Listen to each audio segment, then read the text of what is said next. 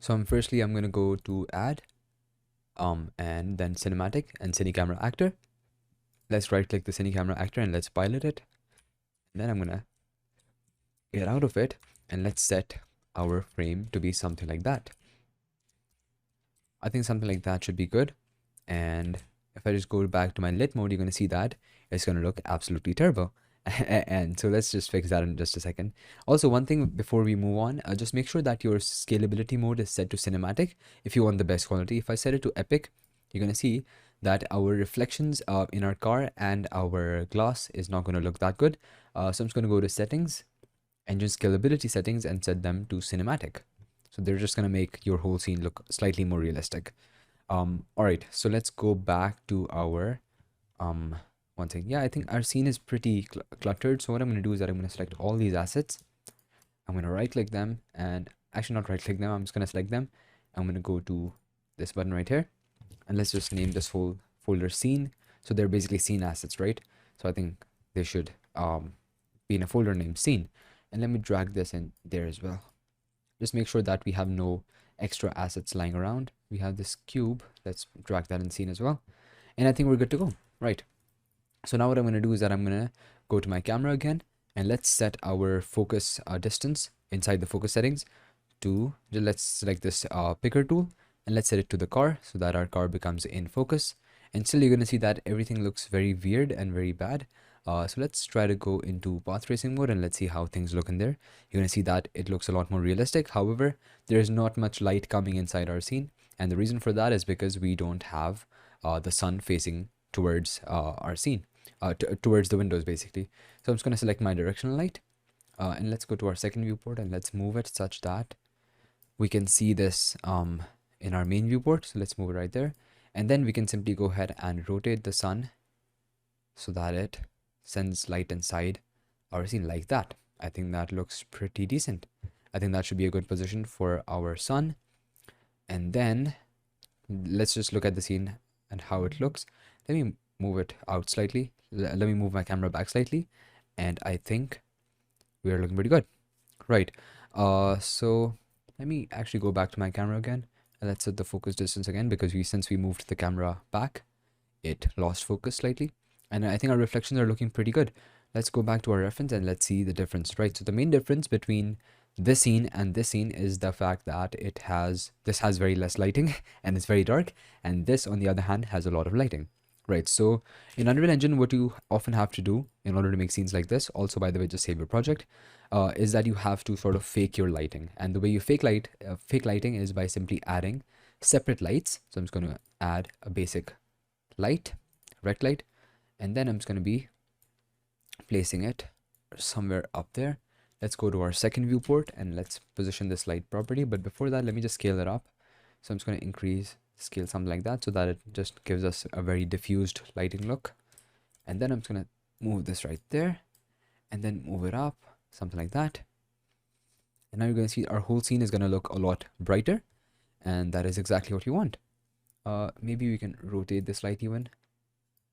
And another thing which I'm going to do is I'm going to reduce the intensity of this light to 4 instead of 8. And now you're going to see that our scenes are looking pretty close. This, however, is a lot noisier, and the reason for that is that because it's not fully rendered yet. Let me set my focus distance again, because it still looks a little blurry for some reason.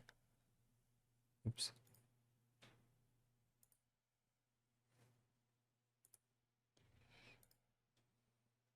Let's set it right there. Let's get out of our path tracing mode and let's go to our lit mode. And so you're going to see that it looks like an absolute mess in the lit mode. And so to fix that, what I'm going to do is that firstly, I'm going to be getting rid of this exponential height fog, because this is really ruining our scene. Usually it makes our scene look pretty good. However, in this scene, we don't really need any fog inside the room, especially. So I'm just going to delete that. And now you're going to see that it looks very yellow. Our whole scene is looking pretty yellowish. So to fix that, what we can do is we can maybe change what we can do is we can maybe change the color of this directional light.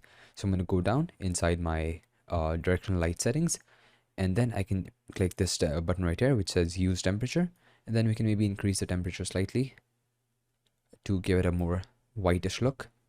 I think that looks looking a lot better. let's go back to our path tracing, and I think it still obviously looks a lot better in path tracing. However, it looks slightly better in your lit mode as well. And in order to make it look even better, we're going to add a post-process volume. So I'm just going to go to add visual effects and post-process volume, and I'm just going to move it down so that it doesn't interfere with our scene. And let's just search for infinite, and I'm going to turn on the infinite extent so that it affects the whole scene. And then I'm going to go down to exposure settings, and I'm going to set the exposure to manual, and then set the exposure compensation to something like maybe 30, maybe 12, I think should be fine. Yeah, I think that is looking a lot better. Let's go back to path tracing. And now you're going to see that your path tracing and your lit mode are looking pretty similar. However, now they are pretty dark as compared to the scene. So for that, let me just go ahead and maybe set this exposure to something like 12.5. And then I'm going to go down into my color grading settings, and let's increase the contrast slightly. I'm going to make that something like 1.2 or maybe 1.1. I think that should be good. And then let's go back to path tracing. Another thing which I'm going to do is that maybe I'm going to duplicate this light. But before that, let me increase the intensity of this to 5. And then I'm going to duplicate this light and place another one on the other side as well, just to add some more fill light, because I think that's going to make our scene look pretty decent. Let's make the light face that way. And obviously it's way too overblown at the moment. So to fix that, I'm going to set the intensity of this to something like 2. And I think our scene is looking pretty good. Let's go back to lit mode. You're going to see that that is looking very good as well. However, it is looking a little too bright maybe, so we can probably rotate the direction of that to make it a little more indirect, and I think that's looking a lot better. Also, if you're wondering why these tires look very bad, the reason for that is because our screen percentage is set to 60%. If I set that to something like 120%, you're going to see that our whole scene is going to look a lot better. But still, it still looks pretty bad, so I think we need a little more resolution, maybe 160, and I think now it looks very, very good. But of course, if you want the best quality, then you are gonna have to use what do you call it, path tracing. And so yeah, also when you're rendering with path tracing, be sure to let this bar complete. So you're gonna see that this gray bar right here, it's being filled by this orange color right here. So make sure before rendering it, before exporting the high quality image, just be sure to let it complete. And I think that is basically it. If you want to add those trees right there in the back, you can add any tree asset which you want. However, the one which I'm going to be using is going to be the Megascans trees, the Black Alder collection. So to install that, I'm going to go to my Epic Games Launcher. Let's just wait for that to open. Once you're in Epic Games Launcher, just go to the Unreal Engine tab and go to Marketplace. Once you're in Marketplace, you can just search for Megascans trees, and then just search that, and you're gonna have these two collections right here. You can just download any of them, and once you have one of them downloaded, I'm gonna download the Black Alder ones. And so when you have one of them downloaded, you can just add to project and click say show all project, and then you can just select any of the projects that you want to add it to. So once you've selected a project, just click add to project, and then it's gonna show up. So I'm just gonna get rid of this. What I'm gonna do is I'm gonna go back to my Unreal Engine, and once you install your add-on, you're gonna see this folder right here, Black Alder. I'm just gonna go inside the geometry geometry folder, and then the pivot painter folder. You're gonna see all the trees which you have available inside of this collection. So you can just drag this in your scene, obviously outside your garage. And so let me go from my second viewport. I'm gonna scale it down quite a lot, something like that, and then you can just place it such that it looks good from the inside. I think something like that should be a good position. You can see that it looks pretty realistic, and then you can just keep duplicating them and dragging them around in order to give it that randomness and realism. You can even scale it down or maybe scale it up and stuff like that. I think it looks pretty good. And then I think one last tree right there. Maybe you can just scale this one up for some more variation. And I think our scene is looking pretty decent, and I believe we are good to go. One thing which we can maybe do is we can maybe increase the exposure to 13 just to make it a little more bright. And oops, yeah, you're gonna see that the difference between the scenes is pretty minimal.